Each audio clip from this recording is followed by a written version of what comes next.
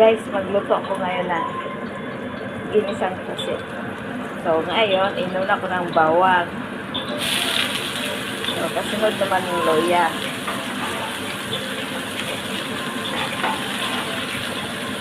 Subok na ako magluto, guys. Paano na yun? Wala na magagusto sa akin pag hindi ako marunong magluto. Naku po. Kailangan ko na magmahal yung hindi marunong kumain din kasi hindi ko marunong magluto.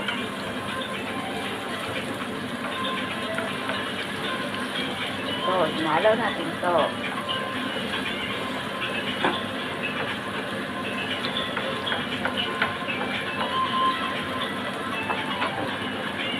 Kaya natin mag-kulay brown. Konti.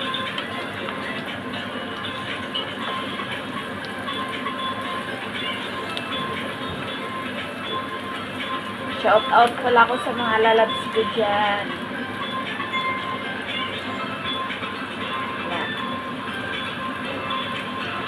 Nagmamahal, pero hindi naman minamahal. Joke.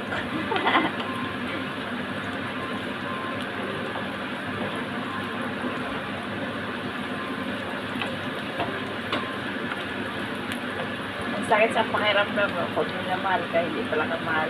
Ouch. Nakaka-trigger sa isip. So guys, malapit na siyang mag-brown. Balik na dito mga lalabs ko.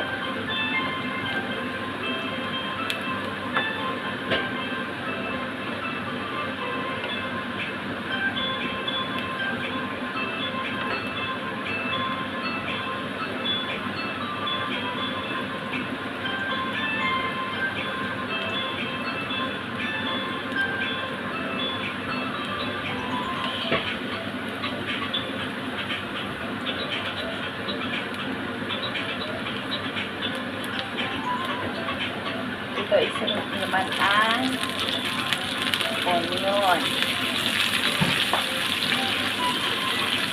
At kamatis. Lahat naman tayo iba-iba yung way sa pagluto.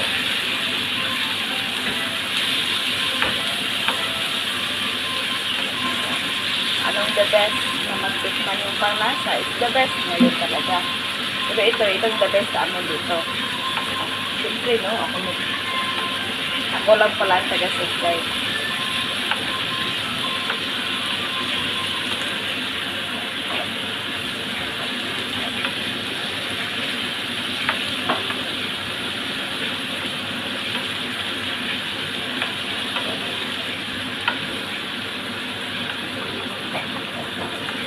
Mga idol, pag meron kayong baka gusto nyo magpaluto dyan.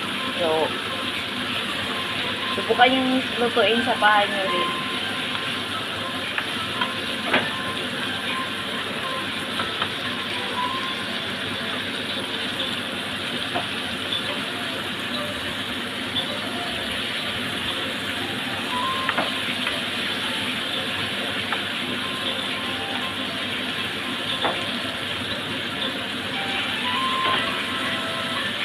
Baka nagtaka kayo kung bakit fresh pa yung onion ko.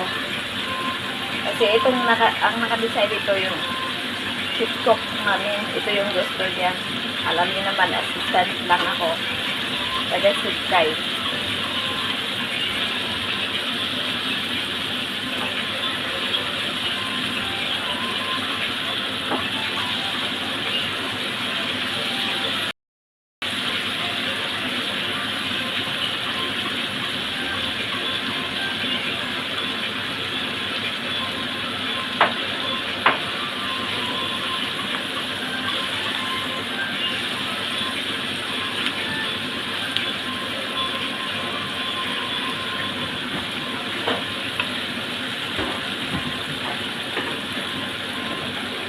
Habang hinantay natin ito, tingnan natin ito.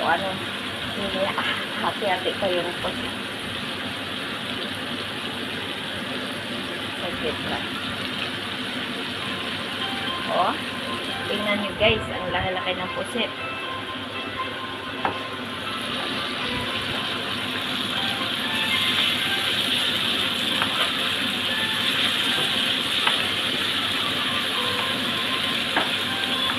haluin ko naman siya.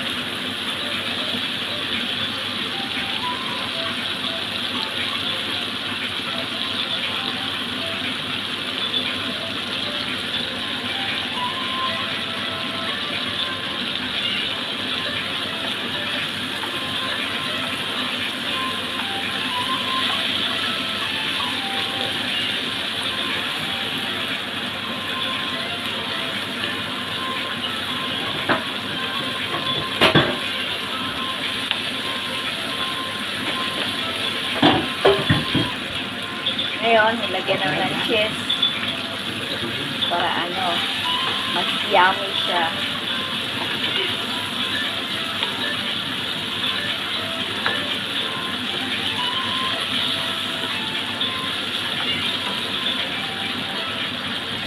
Diba ngayon, mas juicy na sa tingnan. Pero kailangan pala natin tapos dagdagan ng konting soy sauce para mas yummy. So guys, ilalagay ko na ang reset.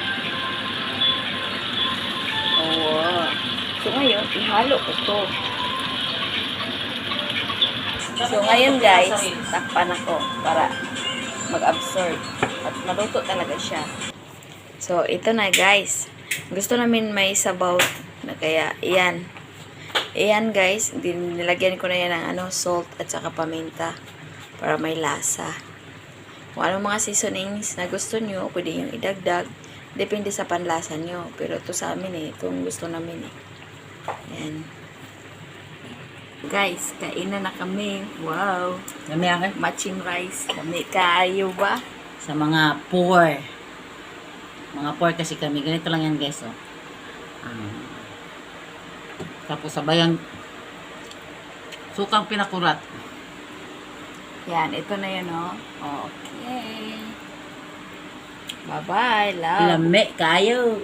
Babuch.